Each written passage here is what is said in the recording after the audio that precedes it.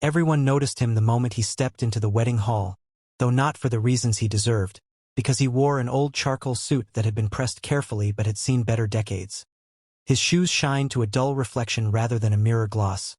His posture straight but unassuming, and his hair cropped close in a way that spoke of habit rather than fashion. And whispers slithered across the white linen tables like spilled wine as guests leaned together with half-covered mouths, because in a room filled with tailored tuxedos, pastel dresses, and loud laughter polished by privilege,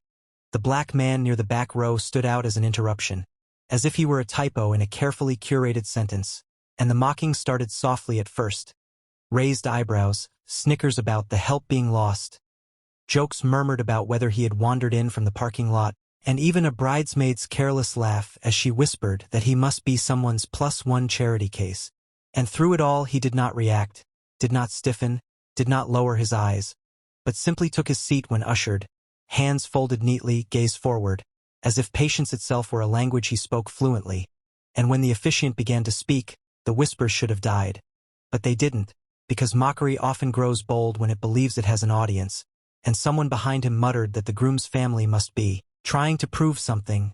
while another joked that the man looked like he'd never even been inside a country club, and yet the man sat unmoved, breathing slow, eyes steady, as memories drifted through him not of this room but of other rooms where he had been underestimated, other halls where laughter had followed him like a shadow, and he remembered jungles thick with humidity where laughter had died under gunfire, deserts where mockery evaporated under the weight of command, nights where survival depended not on appearance but on resolve. And as the bride appeared, radiant and glowing, all attention shifted forward, and the man rose respectfully with the rest, offering a quiet smile when an elderly woman beside him struggled to stand, steadying her without a word, and still no one noticed, because humility is invisible to those looking only for status, and the ceremony unfolded with practiced grace until the officiant reached the point where the groom would speak. And when the groom turned slightly, his eyes scanned the room not nervously but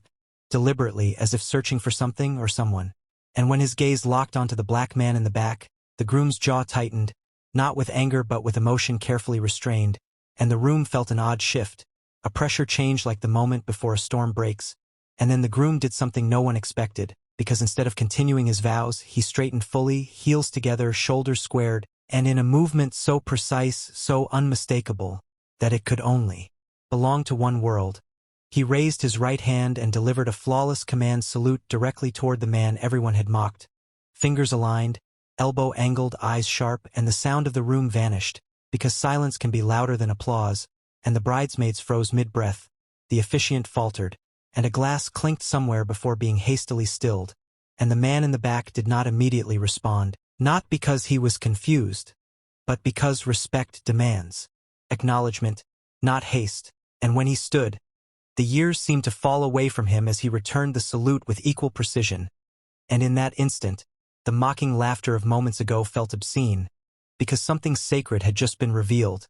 and the groom finally spoke, voice steady but thick with feeling, and said, "Ladies and gentlemen, before I become a husband, I need to honor the man who taught me how to become one." And confusion rippled across the guests like a dropped curtain, and the groom continued, telling a story no one else in the room knew, about a young, reckless lieutenant years earlier who thought leadership came from rank and volume, who believed respect could be demanded rather than earned, until he was assigned to a unit where survival depended on trust, and where the man standing now in the back row, then a senior non-commissioned officer, had quietly, relentlessly shaped him, correcting him without humiliation, protecting him recognition, taking blame that was not his to bear so a younger man could learn without being broken. And the groom spoke of nights when fear crept in like cold, when orders weighed heavy because lives depended on them, and how that man had stood beside him in silence, a presence that said, "You are not alone." And as the groom spoke, faces in the crowd shifted from confusion to dawning awareness to shame, because the suit they had mocked had once been worn beneath armor, the hands they had dismissed had once steadied the wounded, and the quiet demeanor they had mistaken for insignificance had been forged under pressures most of them could not imagine. And the bride reached for the groom's hand, her eyes glistening not with surprise but understanding, because she had heard these stories late at night, had seen the way her husband-to-be's voice softened when he spoke of the sergeant, and the groom explained that when he left the service, unsure of who he was without a uniform. It was that man who taught him how to lead in civilian life, how to build a company not on exploitation but integrity, how to measure success by who you lift up rather than who you step on, and that the reason so many people in that room enjoyed comfort, opportunity, and security was traced back through a chain of decisions influenced by the man they had mocked. And as realization spread, the earlier jokes curdled into regret, and one guest lowered her head, remembering her whispered comment, while another felt his cheeks burn recalling his laughter, and the groom concluded by saying, "Today I stand here because of him, and I will not begin this marriage without honoring that truth." And the officiant visibly moved, nodded, and the room finally exhaled, and applause rose. Not polite applause, but the kind that comes from being confronted with your own smallness and choosing, in that moment, to grow. And the man who had been mocked accepted the applause with the same quiet dignity he had accepted the insults, offering only a nod, because validation was not new to him.